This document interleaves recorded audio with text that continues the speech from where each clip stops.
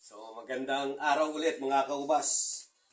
Yung last video ko nung nag-harvest tayo ng ubas ng Catawba grapes.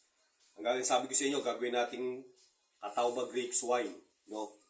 So ito na yung nakuha ko.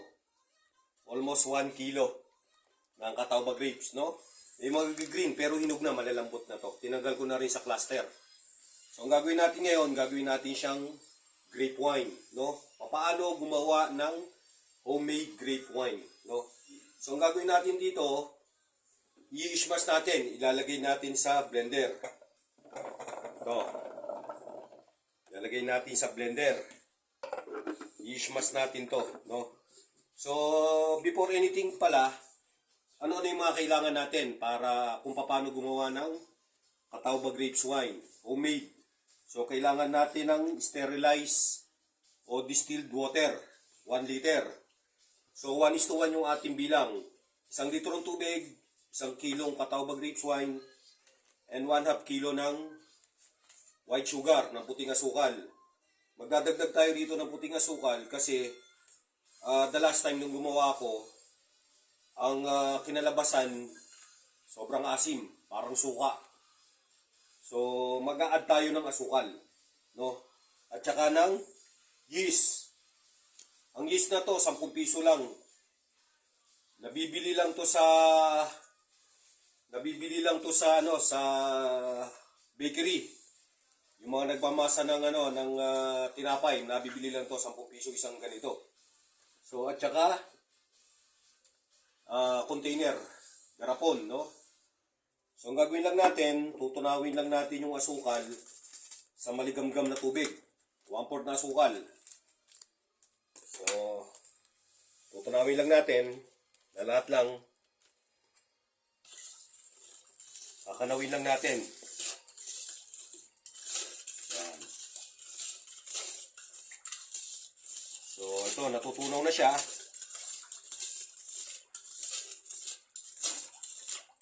And then, tsaka natin i-smash itong Catawba grapes.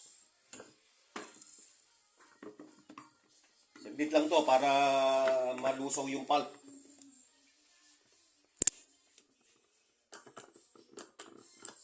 Walang power. Okay. Ay, sorry. Mali. Sumasama. Hindi masyado nakadiin. Okay.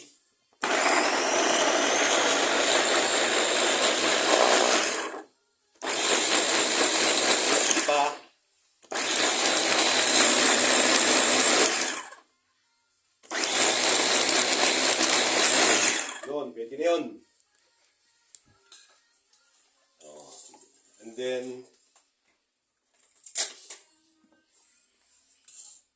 at saka natin, paghahaluin tong grapes natin,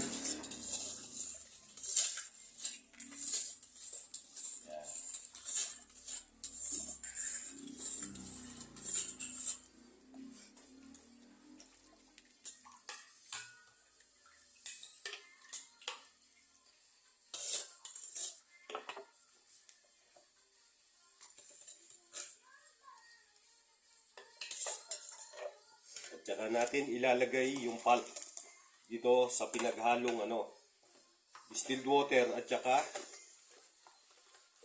asukal. Haluhaluin lang natin. Basic lang to. Basic lang gumawa ng grape wine. Yan. So, sa ngayon hindi pa natin makikita yan kung anong magiging kulay nito. Pero most probably kulay pink ito. Itong wine na gagawin natin. No. Then pagkahalo natin ito, sorry. Di bale, malinis naman yung kamay ko. And then tsaka tayo maglalagay ng yeast. Yan.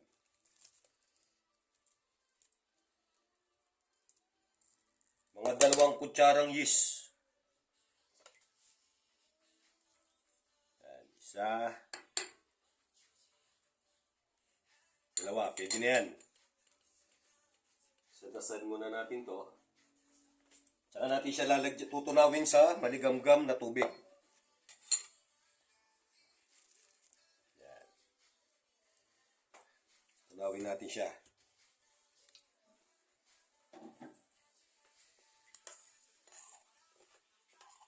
So, ayan. Tunaw na siya.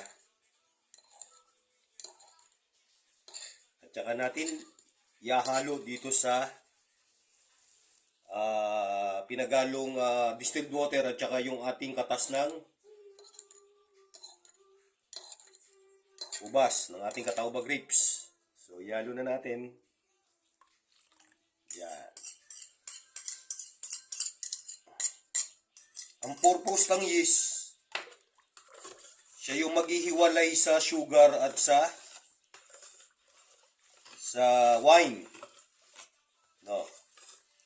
So, bibilang tayo rito ng 21 days. Bilang tayo ng 21 days para matikman yung ating Catawba grapes wine. Yan o. Magkukulay ito by mga 1 week. Ipakikita ko sa inyo kung anong magiging kulay nito. Basic lang, oh. Timplado na. Yan. Then, pagka 21 days, gagawin natin whiskey. I-distill natin to. Para meron tayong homemade whiskey. At saka, wine. So, yan o. Yan yung mga pulpo. Diba? So, araw-araw, aalugin natin ito pag naisalin na natin ito sa garapon. Yan. I-update ko kayo rito after 1 week. Yan. So, ipit muna natin to. Ipit muna natin yan, then isasalin na natin sa garapon. So, magsasali na tayo sa garapon. Ito na. So, ang gagawin natin, itatransfer na natin rito sa garapon. Tandahan lang.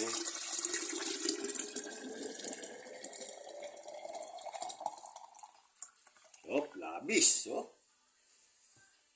So, dagdagan pa natin.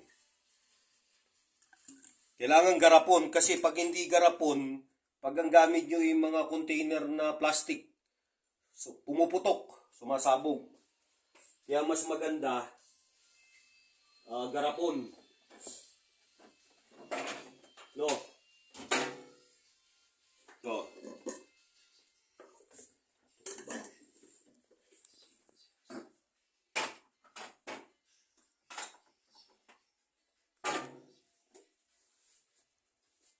Kasi ito. So, gagawin natin, salin, teka lang. Punasan muna natin.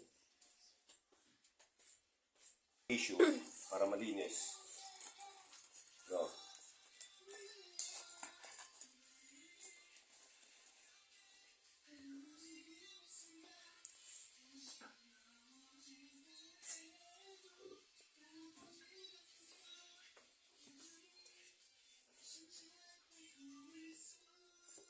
So, ito.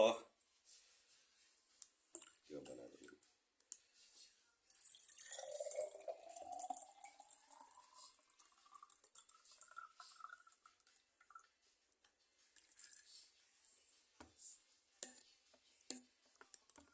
So, sama na yung buto. Kasi sasalain din natin to. No.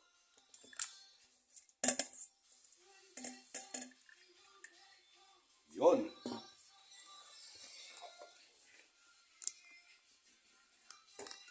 Okay. Pikutsara ko dyan. Gawasan lang natin to. Kasi magpe-ferment yan, magbubula yan.